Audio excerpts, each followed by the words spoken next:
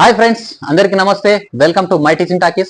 ఈ క్లాస్ లో degree 5th sem Sanskrit subject లో పార్ట్ ఏ ఒక 2 క్వశ్చన్స్ అండ్ పార్ట్ బి లో ఒక క్వశ్చన్ మొత్తం కలిపి 10+15 25 మార్క్స్ సంబంధించినటువంటి క్లాస్ వివరిస్తా. సో మహాకవి శాస్త్రకార విభాగం అంటాం. గతంలో ఒక పాణిని గురించి మాట్లాడి ఉన్నాం మనం. సో ఈ క్లాస్ లో కౌటిల్య గురించి డిస్కస్ చేద్దాం. సో ప్రతి మహాకవిలో గురించి కంపల్సరీ క్వశ్చన్ పేపర్లు అన్ని ఉంటాయి కాబట్టి అన్ని కూడా ఇంపార్టెంట్ గాని భావించండి, అన్ని చదవండి. ఓకేనా? సో ఇక్కడ ఈజీ వేలో చెప్తున్నాను, తెలుగు కమ్ ఇంగ్లీష్ లో. సో రెండింటిని మీరు నోట్ చేసుకొని లేదా మీ దగ్గర ఉన్న నోట్ ని దీన్ని కంపేర్ చేసుకుంటే ఏది ఈజీ ఉంటే అది కూడా చదవచ్చు. సో నేనైతే మీకు పాయింట్ వైజ్ గా ఈజీ గుర్తుండేటట్లయితే చెప్తాను. సో నచ్చినట్లయితే కనుక లాస్ట్ కి లైక్ చేయండి, షేర్ చేయండి, అండ్ ఛానల్ ని సబ్స్క్రైబ్ చేయండి ఫ్రెండ్స్.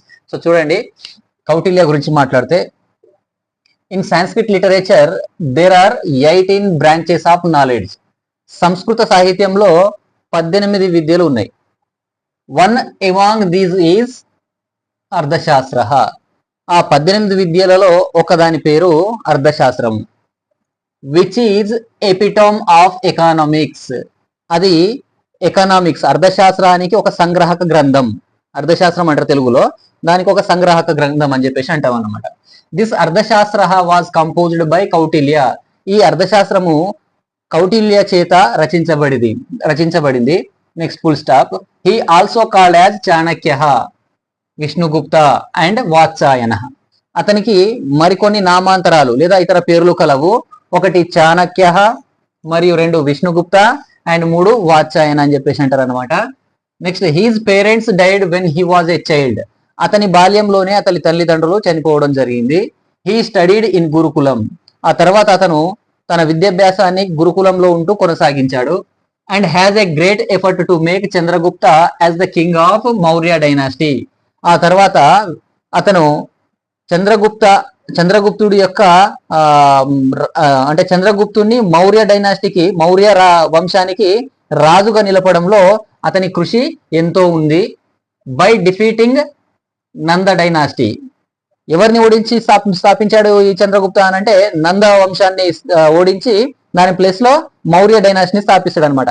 కాబట్టి ఈ నందవంశ మహాపద్మనందుడి యొక్క వంశం అది. ఆ నందవంశ రాజుల్ని ఓడించి అతని స్థానంలో మౌర్య రాజ్యాన్ని స్థాపించడంలో కీలక పాత్ర పోషించినటువంటి వ్యక్తి కౌటిల్య అని చెప్తాం అనమాట. Next, Chanakya made great effort to get Rakshasa the minister of Nanda to adopt the service of Chandragupta అని చెప్పేసి అంటాం. ఆ తర్వాత నందవంశ రాజుల్ని ఓడించిన తర్వాత వాళ్ళలో చాలా ముఖ్యమైనటువంటి ఆ నందవంశ రాజుల ముఖ్యమైనటువంటి ఒక మంత్రి పేరు రాక్షస, అతని పేరు అది. ఆ రాక్షస అమాత్యుడిని లేదా ఆ మంత్రిని తీసుకొచ్చి చంద్రగుప్తుడి యొక్క సర్వీస్ లో అతన్ని తీసుకోవడం జరిగింది. అలా తీసుకోవడంలో ఈయన పాత్ర అనేది కీలకమైంది అని చెప్తాను అనమాట. కాబట్టి Chanakya made great effort to get Rakshasa the minister of Nanda to adopt the services of Chandragupta. చంద్రగుప్తుడి యొక్క సర్వీసెస్ ని ఆయన స్వీకరించడంలో ఆయన కీలక పాత్ర పోషించాడు అనమాట. Next, Kautilya was the prime cause of Chandragupta marrying Helen the daughter of chief of Alexander's army. ఆ విధంగా చంద్రగుప్త వంశాన్ని చంద్రగుప్తుడు మౌర్య డైనాసిటీని స్థాపించిన తర్వాత అతను యువరాజు ఉన్నాడు కాబట్టి అతనికి అలెగ్జాండర్ యొక్క సేనాపతి అయినటువంటి సెల్యూకస్ నికేటర్ అతని పేరు. ఆ సెల్యూకస్ నికేటర్ యొక్క బిడ్డ పేరు హెలెన్. ఆ హెలెన్ తో పెళ్లి జరుపుట్ల ఈ కౌటిల్యుడు అనే వ్యక్తి ముఖ్య పాత్రను పోషిస్తాడనమాట. ఆ విధంగా వాళ్ళకు పెళ్లి చేసిన తర్వాత కట్నంగా రాజ్యాన్ని పొందుతాడనమాట. ఈ విధంగా రాజ్యాన్ని విస్తరిస్తాడనమాట.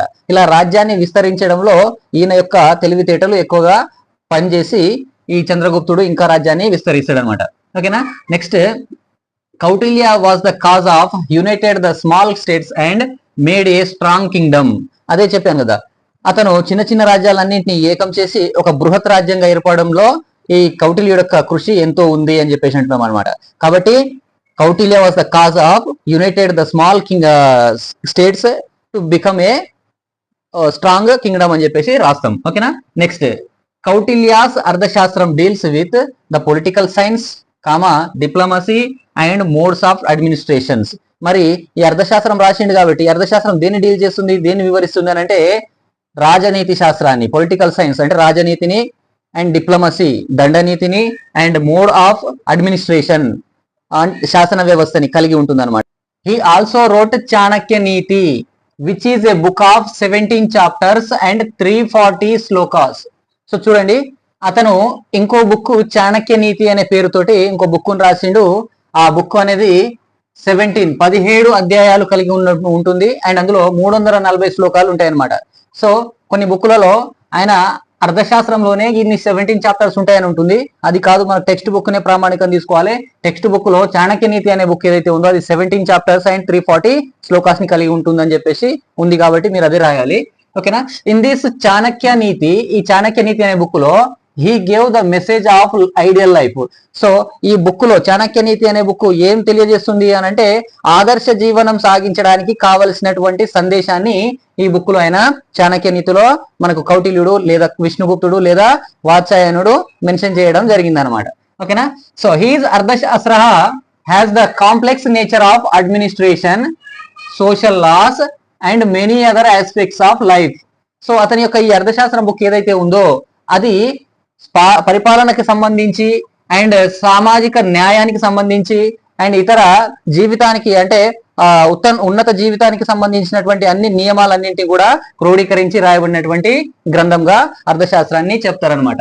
This Arthashastra book was translated into maximum number of languages of the world. So ప్రపంచంలో మాక్సిమం చాలా భాషలలో ఈ అర్థశాస్త్రం అనే గ్రంథాన్ని అనువదించడం జరిగిందనమాట. Finally we can say that Kautilya was a great scholar, expert in morals and great leader ever our country had. So last చివరిగా ఏం చెప్తామనంటే, కౌటిల్య అనే అతను ఒక గొప్ప పండితుడు మరియు మోరల్స్ నీతి నియమాలు రీతిని కలిగి ఉండట్లో చాలా గొప్ప అయిన వాడు and great leader ever our India has. And భారతదేశం ఇప్పటి వరకు కలిగి ఉండని విధంగా ఉన్నటువంటి ఒక గొప్ప దార్శనిక నాయకుడుగా మనం కౌటిల్యని వర్ణిస్తామని చెప్పేసి రాయండి. ఓకేనా ఫ్రెండ్స్. సో సేమ్ ఇంత ముందు చెప్పినట్లుగానే వీడియో కనుక నచ్చినట్లయితే లైక్ చేయండి, షేర్ చేయండి, ముందుగా ఛానల్ ని సబ్స్క్రైబ్ చేయండి ఫ్రెండ్స్. సో నేను చెప్పిన విధంగా ఈ పాయింట్స్ రాస్తే చాలు మీకు ఫుల్ మార్క్స్ వస్తాయి. ఓకేనా. డన్.